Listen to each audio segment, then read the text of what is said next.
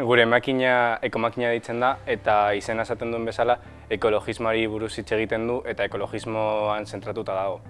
Gure makina plastikoko botilak hartzen ditu eta horren ordez kupoiak ematen ditu, komertzio lokalaren kupoiak.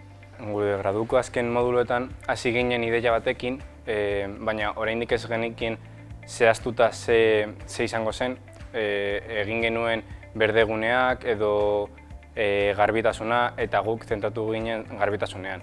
Eta hortik joan ginen beste auzo batzuetara, Bilboko beste auzo batzuetara, Santutxo eta San Francisco, eta han ikusi genuen garbitasuna oso txarto zegoela, eta horrezagatik sartu ginen mundu honetan, hitz egiten erakundeekin, elkartekin, ea nola aldatu ahal genuen egoera hau.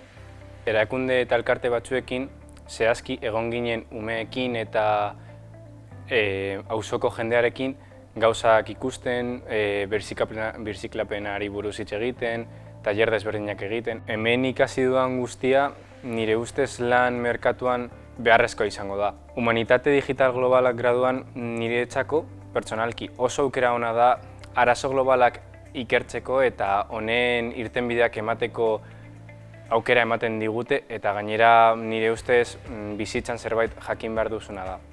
Nahiko pozik atera naiz esperientzia honetik eta gainera taldearekin, jendearekin kaleetan eta irakasleekin nahiko erreza izan da komunikazioa eta harremanak edukitzea.